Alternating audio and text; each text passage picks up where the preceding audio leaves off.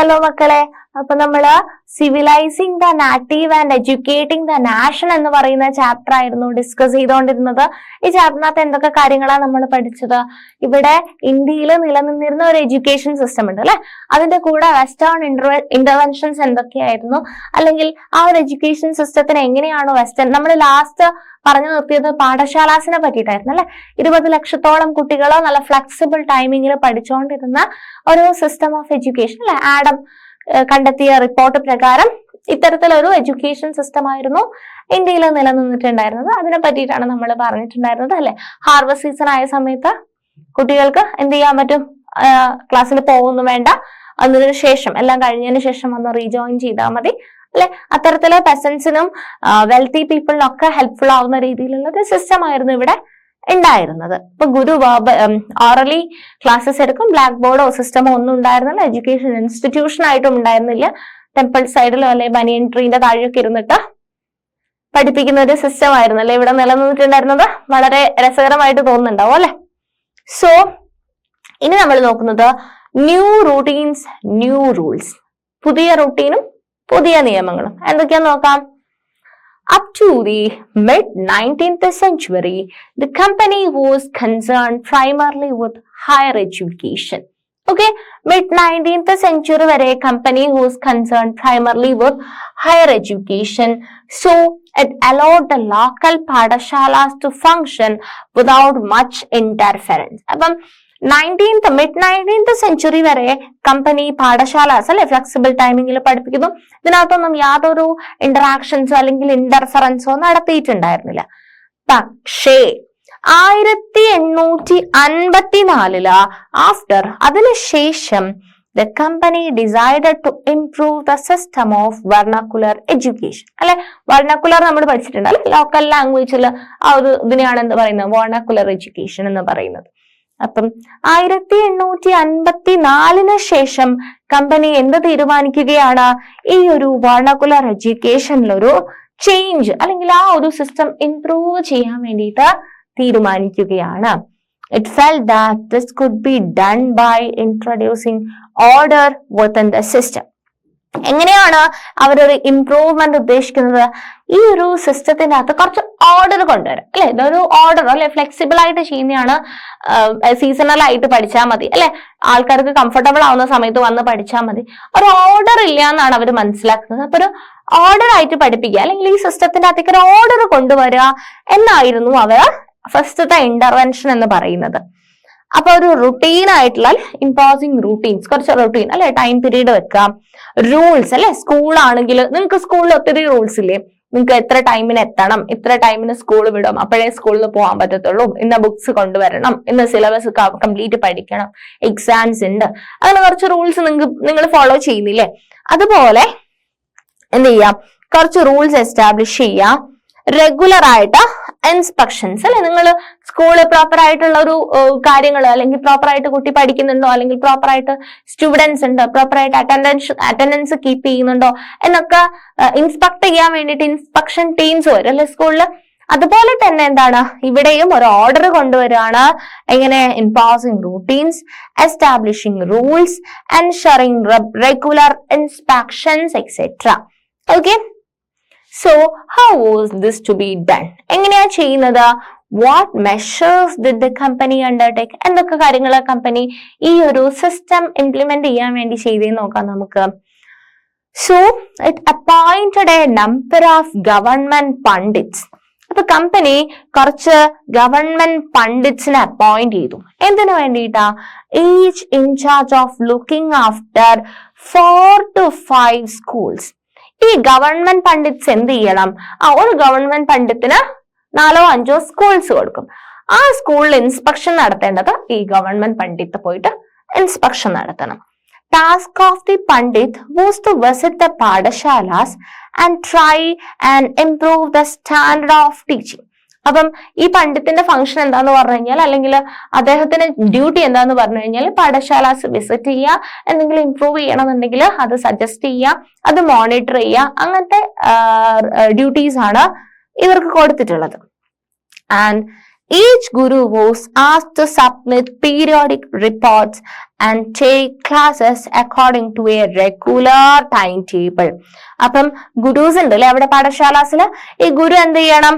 Periodic ആയിട്ട് report കൊടുക്കണം അല്ലെ, സ്കൂളിന്റെ അല്ലെങ്കിൽ ആ ഒരു കുട്ടികളുടെ റിപ്പോർട്ട് കൊടുക്കണം. അതുപോലെ തന്നെ എന്ത് ചെയ്യാൻ വേണം? റെഗുലർ ആയിട്ടൊരു ടൈം ടേബിൾ അല്ലെ, കുട്ടികൾ ഏത് പാർട്ടിലാണോ വീക്ക് ആയിട്ടുള്ളത് അത് പറഞ്ഞു കൊടുക്കുക എന്നതല്ലാതെ റെഗുലർ ആയിട്ട് എന്ത് ചെയ്യണം? ഒരു ടൈം ടേബിൾ വെക്കുക. ആ ടൈം ടേബിൾ പ്രകാരം മാത്സ്, ഇംഗ്ലീഷ് അങ്ങനെ ടൈം ടേബിൾ പ്രകാരം പഠിപ്പിക്കണം. പിന്നെയോ teaching was now to be based on the text book അല്ലെ, ഓരോ സബ്ജക്റ്റിനും ടെക്സ്റ്റ് ബുക്ക് ഉണ്ടാവും. And learning was to be tested through a system of annual examination. എന്ത് ചെയ്യും? അപ്പൊ ടെക്സ്റ്റ് ബുക്ക് ഉണ്ട്, ആ ടെക്സ്റ്റ് ബുക്ക് പഠിപ്പിച്ചു കൊടുക്കണം.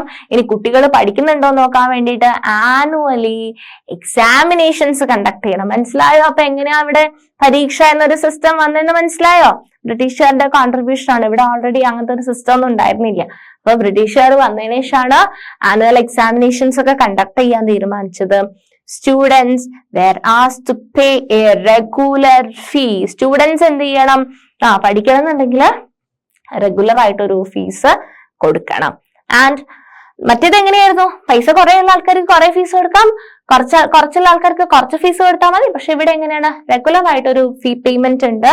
അതുപോലെ തന്നെ റെഗുലർ ആയിട്ട് ക്ലാസ്സസ് അറ്റൻഡ് ചെയ്യണം. ഫിക്സഡ് ആയിട്ട് അല്ലെ സീറ്റ്, നിങ്ങൾക്ക് സ്കൂളിലാണെങ്കിൽ ഫിക്സഡ് ആയിട്ടൊരു സീറ്റ് ഉണ്ടാവും, അവിടെ പോയി ഇരിക്കണം. അതുപോലെ ഫിക്സഡ് സീറ്റ് ഉണ്ടായിരിക്കണം. And obey the new rules of discipline. Okay, അതുപോലെ തന്നെ അച്ചടക്ക നിയമങ്ങൾ, ഡിസിപ്ലിന്റെ പുതിയ റൂൾസ് ഒക്കെ പാലിച്ചുകൊണ്ട് റെഗുലർ ആയിട്ട് ക്ലാസ്സസ് അറ്റൻഡ് ചെയ്തുകൊണ്ട് ഉള്ള പുതിയൊരു സിസ്റ്റമാണ്. ഓൾറെഡി എക്സിസ്റ്റ് ചെയ്തിരുന്ന സിസ്റ്റത്തിനെ ഇംപ്രൂവ് ചെയ്യാൻ വേണ്ടിയിട്ട് ഇംപ്ലിമെന്റ് ചെയ്തിട്ടുള്ള കാര്യങ്ങളാണ് നമ്മൾ ഇപ്പൊ കണ്ടത്. So Padashalas which accepted the new rules were supported through government grants. Those who were unwilling to work within the new system received no government support. അപ്പം ഈ പറഞ്ഞിരിക്കുന്ന റൂൾസ് ആക്സെപ്റ്റ് ചെയ്യാൻ റെഡി ആയിട്ടുള്ള പാഠശാലാസിനെ ഗവൺമെന്റ് സപ്പോർട്ട് ചെയ്യും. ഈ പറഞ്ഞിരിക്കുന്ന കാര്യങ്ങളൊന്നും accept ചെയ്യാത്ത പാഠശാലകൾക്ക് ഗവൺമെന്റിന്റെ യാതൊരു സപ്പോർട്ടും കിട്ടിയിരുന്നില്ല. And over time gurus who wanted to retain their independence found it difficult to compete with the government aided and regulated padashalas. The new rules and routines had another consequence. അപ്പം അല്ലെ, ഇത്രയും കാലം ഗുരുവായിരുന്നു ഇതിന്റെ എല്ലാം തീരുമാനിച്ചുകൊണ്ടിരുന്നത് അല്ലെ, എന്ത് പഠിപ്പിക്കണം, എത്ര പഠിപ്പിക്കണം, കുട്ടികൾക്ക് എങ്ങനെ പറഞ്ഞു കൊടുക്കണം എന്നെല്ലാം ഗുരുവാ ഡിസൈഡ് ചെയ്തത്. ഇവിടെ ആര് വെച്ചു? ഗവൺമെന്റ് പണ്ഡിത്തിനെ വെച്ചിട്ട് മോണിറ്റർ ചെയ്യിപ്പിച്ചു, എക്സാം കണ്ടക്ട് ചെയ്യണം. അപ്പൊ ഗുരുവിന് അവിടെ ഒരു ഇൻഡിപെൻഡൻസ് ഇല്ല അല്ലെ, ഗുരുവിന് സ്വതന്ത്രമായിട്ട് ഒന്നും ചെയ്യാൻ പറ്റുന്നില്ല. അപ്പൊ എല്ലാം മോണിറ്റൈസേഷനിൽ വരികയാണ്. സോ അത് ഗുരുസിന് ഭയങ്കര ബുദ്ധിമുട്ടായിട്ട് വരാൻ തുടങ്ങി. അതുപോലെ തന്നെ വേറെയും ചില കോൺസിക്വൻസസ് ഉണ്ടായിരുന്നു. എന്തായിരുന്നു? In the earlier system, children from poor peasant families had been able to go to padashalas since the timetable was flexible. അപ്പം നേരത്തെ എന്താന്ന് പറഞ്ഞു കഴിഞ്ഞാല് പെസന്റ് ഫാമിലീസിലുള്ള ആൾക്കാർക്ക് ഫ്ലെക്സിബിൾ ടൈം ടേബിൾ ആയതുകൊണ്ട് പാഠശാലയിൽ പോയിട്ട് പഠിക്കാൻ പറ്റുമായിരുന്നു. The discipline of the new system demanded regular attendance വേണം. And even during harvest time, when children of poor families had inability to attend a school, came to work in the fields to be seen as indiscipline, as evidence of the lack of desire to learn. അപ്പം നേരത്തെ ഈ harvest സീസണിലൊക്കെ ഈ peasant poor ഫാമിലിയിലുള്ള ആൾക്കാർക്ക് അച്ഛനെയും അമ്മേനെയൊക്കെ help ചെയ്യാൻ വേണ്ടിയിട്ടൊക്കെ പോവായിരുന്നു. പക്ഷേ ഈ ഒരു സിസ്റ്റം വന്നതിന് ശേഷം ആ ഒരു സീസണില് സ്കൂളിൽ റെഗുലർ ആയിട്ട് അറ്റൻഡൻസ് വേണം. ആ ഒരു സീസണില് സ്കൂളിൽ അറ്റൻഡൻസ് ഇല്ലാത്ത ആൾക്കാർ എന്തായിട്ട് കൺസിഡർ ചെയ്തു? Lack of desire to learn അല്ലെ, പഠിക്കാൻ താല്പര്യമില്ലാത്ത പിള്ളേരായിട്ട് കണക്കാക്കാൻ തുടങ്ങി. Okay, there were other Indians, however, who reacted against Western education. പക്ഷെ കുറച്ച് ആൾക്കാര് ഇത്തരം വെസ്റ്റേൺ എഡ്യൂക്കേഷൻ അഗെയിൻസ്റ്റ് ആയിട്ട് റിയാക്ട് ചെയ്തിട്ടുള്ള ഇന്ത്യക്കാരുണ്ടായിരുന്നു. ആരൊക്കെയായിരുന്നു? Mahatma Gandhi and Rabindranath Tagore were two such individuals. ഇപ്പൊ മഹാത്മാഗാന്ധിയും രവീന്ദ്രനാഥ ടാഗോർ ഒക്കെ ഇത്തരം ഒരു എഡ്യൂക്കേഷൻ സിസ്റ്റത്തിന് അഗെയിൻസ്റ്റ് ആയിട്ട് റിയാക്ട് ചെയ്തിട്ടുള്ള ആൾക്കാരായിരുന്നു, ഇന്ത്യൻസ് ആയിരുന്നു. Okay, so English education has enslaved us. എന്താ പറയുന്നത്? ഈ കോട്ട് നിങ്ങൾ ഓർത്ത് വെക്കണേ, ആര് പറഞ്ഞിട്ടുള്ളതാന്ന് ഓർത്ത് വെക്കണം. English education has enslaved us അല്ലെ. ഇംഗ്ലീഷ് എഡ്യൂക്കേഷൻ നമ്മളെ എന്താക്കിയിട്ടുണ്ട്? അടിമകളാക്കി മാറ്റിയിട്ടുണ്ട്. Mahatma Gandhi argued that colonial education created sense of inferiority in the minds of Indians. ഇന്ത്യൻസിന്റെ ഇടയില് ഒരു സെൻസ് ഓഫ് ഇൻഫീരിയോറിറ്റി ക്രിയേറ്റ് ചെയ്യാൻ വേണ്ടിയിട്ട് ഈ ഒരു ഇംഗ്ലീഷ് എഡ്യൂക്കേഷൻ കാരണമായിട്ടുണ്ട്. It made them see Western civilization as superior and destroy the pride they had in their own culture. എന്ത് ചെയ്തിട്ടുണ്ട്? ഈ ഒരു സിസ്റ്റം, ഇംഗ്ലീഷ് എഡ്യൂക്കേഷൻ സിസ്റ്റം എന്ത് ചെയ്തിട്ടുണ്ട്? വെസ്റ്റേൺ കൾച്ചറിനെ സുപ്പീരിയർ ആക്കി വെച്ചിട്ടുണ്ട് അല്ലെ. വെസ്റ്റേൺ എഡ്യൂക്കേഷൻ സിസ്റ്റത്തിനെ സുപ്പീരിയർ ആക്കി വെച്ചുകൊണ്ട് അല്ലെ ഇന്ത്യൻ എഡ്യൂക്കേഷൻ സിസ്റ്റത്തിനെ എന്താക്കി മാറ്റിയിട്ടുണ്ട്? അല്ലെ ഇൻഫീരിയർ ആക്കിയിട്ട് നമ്മുടെ ഒരു സിസ്റ്റത്തിനെ ഡിസ്ട്രോയ് ചെയ്തിട്ടുണ്ട്. And there was poison in this education, said Mahatma Gandhi. അല്ലെ, അതിൽ പോയിസൺ ഉണ്ടെന്നാണ് പറയുന്നത്. It was sinful, it enslaved Indians, it cast an evil spell on them. Charmed by the West, appreciating everything that came from the West, Indians educated in these institutions became admiring British rule. അല്ലെ, അപ്പം ബ്രിട്ടീഷുകാരുടെ ഇൻസ്റ്റിറ്റ്യൂഷനിൽ പഠിക്കുന്ന Indians എന്ത് ചെയ്യും? British റൂളിനെ admire ചെയ്യാൻ വേണ്ടിയിട്ട് തുടങ്ങുന്നതാണ് ഗാന്ധിജി പറയുന്നത്. And Mahatma Gandhi wanted an education that could help Indians recover their sense of dignity and self-respect. അദ്ദേഹം മനസ്സിൽ കണ്ടത് പ്രകാരം ഒരു എഡ്യൂക്കേഷൻ സിസ്റ്റം എന്ന് പറയുന്നത് എന്തായിരിക്കണം? അല്ലെ, നമുക്ക് സെൽഫ് ഡിഗ്നിറ്റി തരുന്ന, അല്ലെങ്കിൽ നമുക്ക് സെൽഫ് റെസ്പെക്ട് തരുന്ന തരത്തിൽ, അല്ലെ, നമ്മൾ ഇന്ത്യൻസിന് സെൽഫ് റെസ്പെക്ട് തരുന്ന തരത്തിലുള്ള ഒരു എഡ്യൂക്കേഷൻ വേണം പ്രൊവൈഡ് ചെയ്യാൻ വേണ്ടിയിട്ട്. During the national movement, he urged students to leave educational institution in order to show to the British that the Indians were no longer willing to be enslaved. എന്താണ് ഈ ഒരു British education വന്നതിന് ശേഷം ഇന്ത്യക്കാര് എൻസ്ലേവിംഗ് ആണെന്നാണ് പറഞ്ഞത് അല്ലെ. എന്താ പറഞ്ഞത്? English education has enslaved us എന്നാ പറഞ്ഞിട്ടുള്ളത്. സോ അല്ലെ, നോൺ കോപ്പറേഷൻ മൂവ്മെന്റ് ആയിക്കോട്ടെ, അതിനു മുമ്പുള്ള അല്ലെ എന്താണെങ്കിലും എന്താണ് ഗാന്ധിജി പറയുന്നത്? എന്താണ്? കംപ്ലീറ്റ് ബോയ്ക്കോട്ട് ചെയ്യുക അല്ലെ. ഡ്രസ്സസ് ബോയ്ക്കോട്ട് ചെയ്യുക, ലിക്കർ ഷോപ്സ് പിക്കറ്റ് അപ്പ് ചെയ്യുക, അങ്ങനത്തെ കാര്യങ്ങൾ. അതുപോലെ തന്നെ എഡ്യൂക്കേഷൻ സിസ്റ്റം അല്ലെ, ടീച്ചേഴ്സ് ഒന്നും സ്കൂളിൽ പോകരുത്, ആ രീതിയിൽ അല്ലെ. ലോയേഴ്സ് കോർട്ടിൽ പോകരുത്, കുട്ടികൾ സ്കൂളിൽ പോകരുത്. അതായത് ബ്രിട്ടീഷ് കംപ്ലീറ്റ് ആയിട്ട് നമ്മൾ അവരുടെ അടിമയല്ല. എൻസ്ലേവിംഗ് എന്ന് പറയുന്ന ഒരു സംഭവം കംപ്ലീറ്റ് ആയിട്ട് അവോയ്ഡ് ചെയ്യാൻ വേണ്ടിയിട്ടാണ് നാഷണൽ മൂവ്മെന്റിന്റെ സമയത്ത് educational institution, British education institutions boycott ചെയ്യാൻ വേണ്ടിയിട്ട് ഗാന്ധിജി പറയുന്നത്. Mahatma Gandhi strongly felt that Indian languages ought to be the medium of teaching. Gandhiji വിശ്വസിച്ചിട്ടുണ്ടായിരുന്നത് ഇന്ത്യക്കാരെ പഠിപ്പിക്കേണ്ടത് ഇന്ത്യൻ ലാംഗ്വേജസ് ആണ് അല്ലെ, ഇന്ത്യയിലല്ല അല്ലെ. നമുക്ക് നമ്മുടെ ലാംഗ്വേജസ് ഉണ്ട്, അപ്പൊ നമ്മൾ ആ ലാംഗ്വേജ് വേണം പഠിക്കാൻ വേണ്ടിയിട്ട്. Education in English crippled Indians, distanced them from their own social surroundings and made them strangers in their own lands. നമ്മുടെ ഭാഷയിലാണ് പഠിക്കേണ്ടത്. നമ്മൾ ആ ഭാഷ പഠിക്കാതെ നമ്മൾ വേറൊരു ഫോറിൻ കൾച്ചർ പഠിക്കുന്ന സമയത്ത് നമുക്ക് തന്നെ സ്ട്രേഞ്ചേഴ്സ് ആയിട്ട് മാറിക്കൊണ്ടിരിക്കുകയാണെന്നാണ് ഗാന്ധിജി പറഞ്ഞിട്ടുള്ളത് അല്ലെ. Strangers in their own lands, നമ്മുടെ സ്വന്തം ഭൂമിയിൽ തന്നെ നമ്മൾ സ്ട്രേഞ്ചേഴ്സ് ആയി ഇല്ല, അങ്ങനെ ഒരു കാഴ്ചപ്പാടാണ് അദ്ദേഹം പറഞ്ഞിട്ടുള്ളത്. Speaking a foreign tongue, despising local culture, the English educated did not know how to relate to the masses. Western education, Mahatma Gandhi said, focused on reading and writing rather than oral knowledge. It valued textbook rather than lived experiences and practical knowledge. അല്ലെ, നമ്മള് western education വന്ന സമയത്താണ് ഒരു text book വെച്ചിട്ട് പഠിക്കുക എന്നുള്ളത്. അല്ലാന്നുണ്ടെങ്കിൽ ഗുരുവിന്റെ പ്രാക്ടിക്കൽ നോളജും എക്സ്പീരിയൻസ് ഒക്കെ ഷെയർ ചെയ്യുക, അത് കേട്ടിട്ട് ശിഷ്യന്മാർ അങ്ങനെ വളരുക എന്നുള്ളൊരു സിസ്റ്റം ആയിരുന്നു. ഇവിടെ ടെക്സ്റ്റ് ബുക്ക് വന്നു, സിലബസ് വന്നു, അല്ലെ എക്സാമിനേഷൻസ് ഒക്കെ വന്നു എന്ന് പറയുന്നത് എന്താണ്, അവിടെ ഒരു എന്ത് പറയാണ്, ലിവ്ഡ് എക്സ്പീരിയൻസ് പഠിക്കാനോ അല്ലെങ്കിൽ അങ്ങനത്തെ പ്രാക്ടിക്കൽ നോളജ് ഗെയിൻ ചെയ്യാനുള്ള ഒരു അവസരം കിട്ടുന്നില്ല.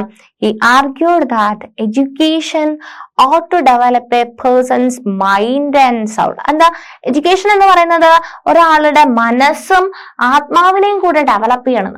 ചുമ്മാ കുറെ ബുദ്ധി കൂട്ടുന്ന സാധനങ്ങൾ, കുറെ നോളജ് ഇങ്ങനെ ഗെയിൻ ചെയ്യുന്നതിന് പകരം നമുക്കൊരു പേഴ്സണലി ഒരു ഇംപ്രൂവ്മെന്റും കൂടെ എഡ്യൂക്കേഷൻ എന്ത് ചെയ്യുന്നുണ്ട്, ടാർഗറ്റ് ചെയ്യുന്നുണ്ട്.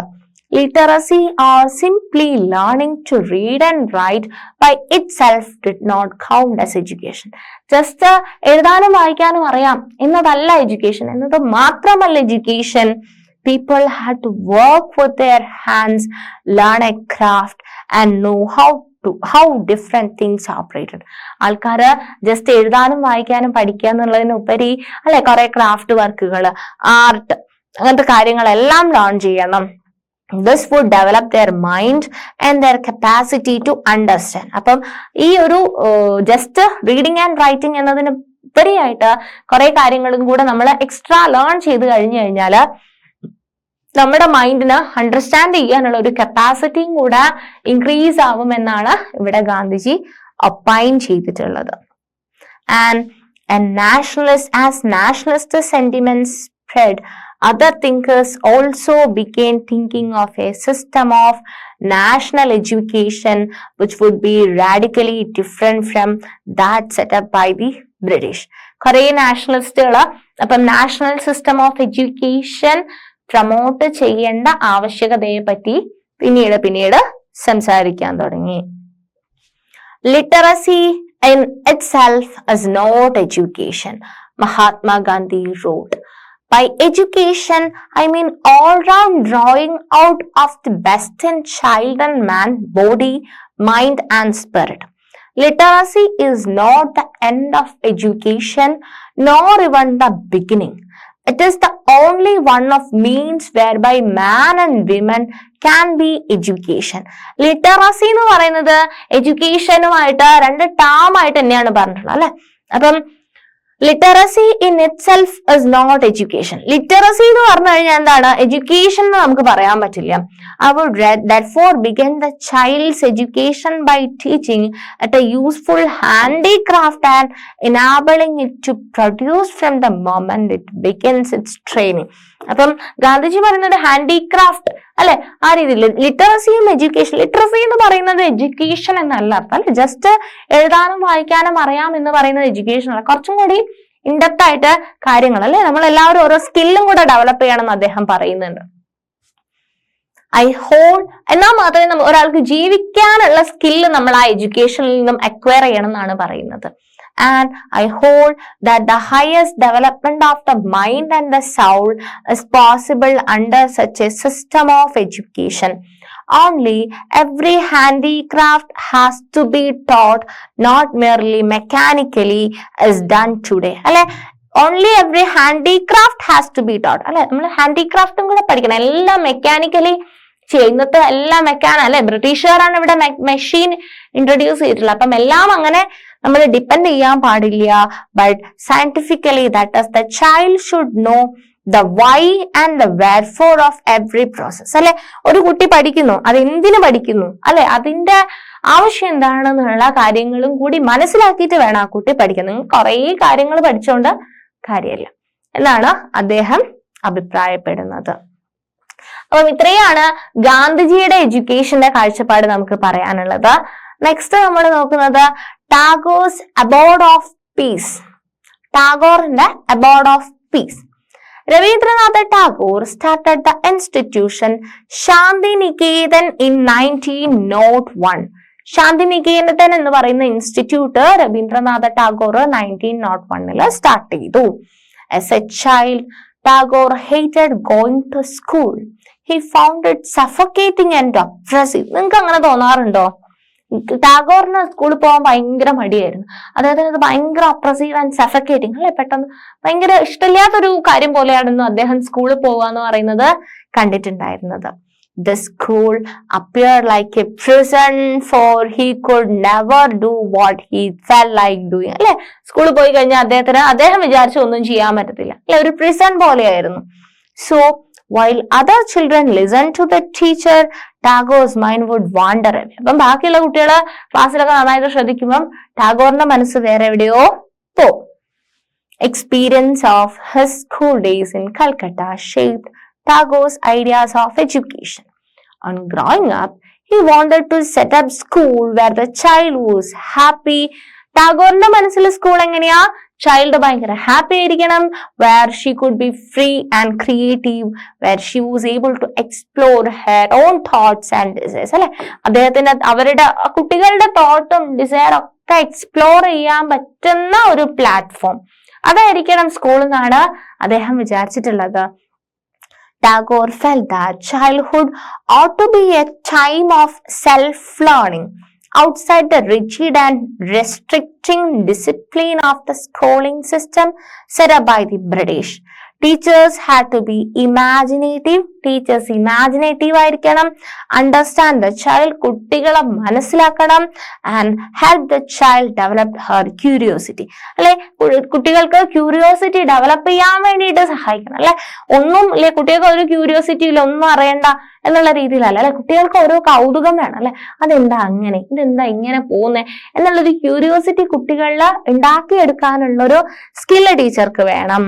And according to Tagore, the existing schools kill the natural desire of the child to be creative, her sense of wonder. Tagore was of the view that creative learning could be encouraged only within a natural environment. Tagore മനസ്സിലാക്കില്ലേ, ഒരു കുട്ടി നല്ല creative ആയിട്ട് വളരണം എന്നുണ്ടെന്നുണ്ടെങ്കിൽ natural ആയിട്ടുള്ള ഒരു എൻവയോൺമെന്റിൽ ഇട്ടാൽ മാത്രമേ അത് ക്രിയേറ്റീവ് ആയിട്ട് വളരുകയുള്ളൂ എന്ന് ടാഗോർ മനസ്സിലാക്കി. So he chose set up her school 100 kilometers away from Calcutta in rural setting. He saw it as an abode of peace. Abode of peace എന്നുള്ള വേർഡാണ് ശാന്തി നികേതൻ എന്ന് പറയുന്നത്. Abode of peace, where living in harmony with nature, children could cultivate their natural creativity. In many senses, Tagore and Mahatma Gandhi thought about education in similar ways. അല്ലെ, ടാഗോറും മഹാത്മാഗാന്ധിയും similar ആയിട്ട് അല്ലെ, കുട്ടികൾക്ക് grow ചെയ്യാനുള്ള ഒരു സിസ്റ്റം ആയിരിക്കണം education കൊടുക്കേണ്ടെന്നുള്ള ഒരു similar thought process വന്നിട്ടുണ്ട്. പക്ഷെ ഡിഫറൻസസും ഉണ്ട്. നോക്കൂ, education in similar ways, therefore, however, differences too. Gandhiji was highly critical of Western civilization and its worship of machines and technology. അല്ലെ, ഗാന്ധിജി പക്കാ പ്രൊട്ടസ്റ്റിംഗ് ആയിരുന്നു അല്ലെ, വെസ്റ്റേൺ ഇവിടെ മെഷീൻസ് ഇൻട്രൊഡ്യൂസ് ചെയ്യുന്നു, സിവിലൈസേഷൻസ് കൊണ്ടുവരുന്നു, ഇതിനൊക്കെ ഗാന്ധിജി അഗെയിൻസ്റ്റ് ആയിരുന്നു. ഗാന്ധിജിയുടെ വിശ്വാസപ്രകാരം എന്താണ്, ഇവിടെ ട്രഡീഷണൽ ആയിട്ട് കുറെ കാര്യങ്ങളുണ്ട്, നമ്മൾ അതിൽ വേണം ഫോക്കസ് ചെയ്യാൻ, വെസ്റ്റേൺ കൾച്ചർ ഇവിടെ ഇൻട്രൊഡ്യൂസ് ചെയ്യേണ്ട കാര്യമില്ല എന്നുള്ള ഒരു കാഴ്ചപ്പാടാണ് ഗാന്ധിജിയുടേത്. Tagore wanted to combine elements from modern Western civilization with what he saw as the best within Indian tradition. ടാഗോറിന്റെ ഒപ്പീനിയൻ എന്തായിരുന്നു, വെസ്റ്റേണിൽ നിന്നും നല്ലത് നമ്മൾ അക്സെപ്റ്റ് ചെയ്യണം, അതുപോലെ തന്നെ ഇന്ത്യൻ ട്രഡീഷനും കൂടെ ക്ലബ് ചെയ്തിട്ട് ഒരു നല്ലൊരു മിക്സ്ചർ ആയിട്ടുള്ള നല്ലൊരു ഔട്ട്കം കിട്ടുന്ന രീതിയിൽ ഡിസൈൻ ചെയ്യാൻ വേണ്ടിയിട്ട്. He emphasized the need to teach science and technology at Shantiniketan along with art, music and dance. അപ്പൊ അദ്ദേഹം എന്താ പറഞ്ഞിട്ടുള്ളത്, ശാന്തിനികേതനില് എഡ്യൂക്കേഷൻ ഓഫ് കോഴ്സ് വേണം, സയൻസ് പഠിപ്പിക്കണം, ടെക്നോളജി പഠിപ്പിക്കണം, അതിന്റെ കൂടെ തന്നെ കുറച്ച് മ്യൂസിക്, ആർട്സ്, അങ്ങനത്തെ കാര്യങ്ങൾ, ഡാൻസ് എല്ലാം പഠിപ്പിക്കണം എന്നുള്ള ഒരു കാഴ്ചപ്പാടായിരുന്നു ടാഗോറിന് ഉണ്ടായിരുന്നത്. And many individuals and thinkers were thus thinking the way a national education system could be fashioned. Some wanted changes within the system set up by the British and felt that the system could be extended so as to include wider sections of people. Others urged that alternative system be created so that people were educated into a culture that was truly national. The debate about what is national education ought to be continued till after independence. അപ്പൊ national education എന്നുള്ള രീതിയിൽ ഉള്ള ഒരു കാര്യം ഇൻഡിപെൻഡൻസിന് ശേഷവും എന്തായിക്കൊണ്ടിരിക്കുകയാണ്, ചർച്ച ചെയ്യപ്പെട്ടുകൊണ്ടിരിക്കുകയാണ്. So education as a civilizing mission. Education as a civilizing mission. Until the introduction of the Education Act in 1870. ഈ വേർഡ് നിങ്ങൾ ഓർക്കണം, 1870 Education Act. ആ ലോ ഓർത്ത് വയ്ക്കാം. So, until the introduction of the Education Act in 1870, there was no widespread education for the population as a whole for most of the 19th century. Child labor being widely prevalent, poor children could not be sent to school for their earning was critical for the survival of the family. അവിടെ child labour ഉണ്ടായിരുന്നു. എന്താണ്, കുട്ടികള് സ്കൂളിൽ പോയി കഴിഞ്ഞാൽ അവര് ജോലിക്ക് പോകണം, അതാണ് ചൈൽഡ് ലേബർ അല്ലെ. കുട്ടികൾ പണിയെടുക്കും. ഇപ്പൊ പണി എടുത്തിട്ടില്ല, കുട്ടികൾ സ്കൂളിലേക്കാ പോകുന്നതെന്ന് പറഞ്ഞു കഴിഞ്ഞാൽ എന്ത് സംഭവിക്കും, ആ ഫാമിലിന്റെ ഇൻകം കുറയും അല്ലെ. അപ്പൊ അവർക്ക് പണിയെടുത്താലേ പൈസ കിട്ടുള്ളൂ. അപ്പം ആ കുട്ടി പണിയെടുത്തിട്ട് വേണം അവർക്ക് ഫാമിലിയിലേക്ക് കുറച്ച് കോൺട്രിബ്യൂഷൻ കൊടുക്കാൻ വേണ്ടിയിട്ട്. അപ്പൊ ഈ കുട്ടീനെ സ്കൂളിലേക്ക് വിട്ടു കഴിഞ്ഞാൽ ആ ഫാമിലിന്റെ ഇൻകം കുറയും എന്നുള്ളൊരു system. The number of schools was also limited to those run by the church or set up by the wealthy individuals. It was only after the coming into force of the Education Act that schools were opened by the government and compulsory schooling was introduced. Education act 1870 വന്നതിന് ശേഷമാണ് എന്ത് സംഭവിച്ചിട്ടുള്ളത്, schools തുറന്നു, government schools open ചെയ്തു. അതുവരെ wealthy individuals ആയിരുന്നു schools ഒക്കെ start ചെയ്തിട്ടുണ്ടായിരുന്നത്. ഈ ഒരു ആക്ട് വന്നതിന് ശേഷം ഗവൺമെന്റ് സ്കൂൾസ് തുറന്നു, കമ്പൽസറി ആയിട്ടുള്ള എഡ്യൂക്കേഷൻ സ്കൂളിംഗ് ഇൻട്രൊഡ്യൂസ് ചെയ്തു. One of the most important educational thinkers of the period was Thomas Arnold, who became the headmasters of the private school Rugby, favoring a secondary school curriculum which had a detailed study of the Greek and Roman classics written 2000 years earlier. He said, എന്താ പറഞ്ഞതാ, it has always seemed to me one of the great advantages of the course of study generally pursued in our English schools that it draws our minds so to dwell upon the past. Every day we are engaged in studying the languages, continually history and the thoughts of men who lived nearly or more than 2000 years ago.